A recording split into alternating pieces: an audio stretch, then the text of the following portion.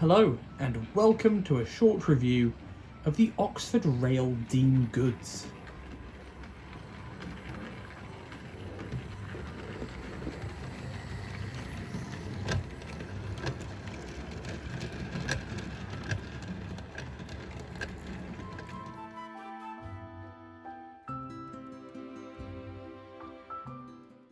The Dean Goods was a class of 060 goods engine designed by William Dean.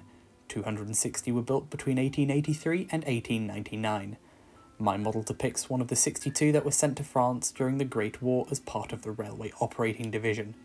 Several of these engines would also serve during the Second World War for the War Department. Their withdrawal began in 1929 and the last were gone by the mid-1950s. One survived into preservation and it is on display in Swindon. The locomotive comes in the fairly standard looking Oxford Rail box. The engine is in the plastic block of ice inside the box. That military khaki livery is absolutely stunning, it's just so unusual and it looks absolutely great. I can see why this is one of the more popular liveries for the Dean Goods. The front of the model has lots of lovely separately fitted detail. A handrail, smokebox dart, vacuum pipes, coupling hook and lamp irons. The model has sprung buffers, which is always a nice feature. One complaint I do have with this model is the front coupling. The coupling doesn't come pre-installed, you have to fit it yourself, and it wouldn't go in. It has a small little plastic lump on it that means it won't fit in the NEM pocket. I'm assuming that's just a problem with mine, but it was a bit annoying. I did have a spare and that's what's on the model. In general as well, I think little 060 goods engines like this should probably come with that pre-installed, as most people I think probably would be wanting to pull things tender first with this. One of the really nice things about this model is the fact that it's very heavy. The running board and tender frames are both metal, so that adds a fair bit of weight and I would imagine pulling power. On most Great Western engines, the safety valve is just raw copper, but for military livery you can see it's painted over. There's also a separately fitted whistle on top of the cab, and some separately fitted glazing in the windows.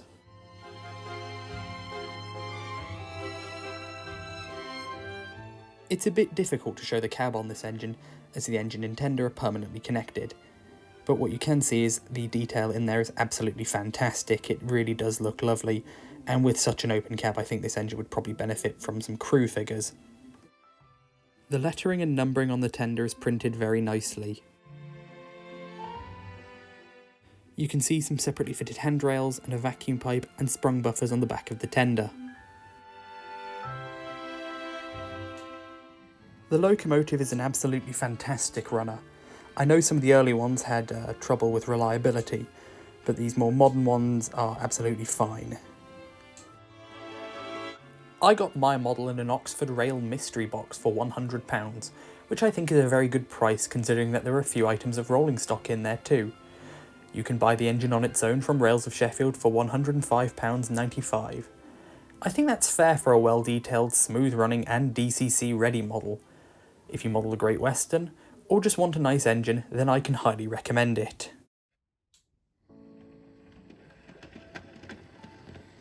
Now time for some running. You can also see the much older and much noisier mainline Colic Goods on the inside line.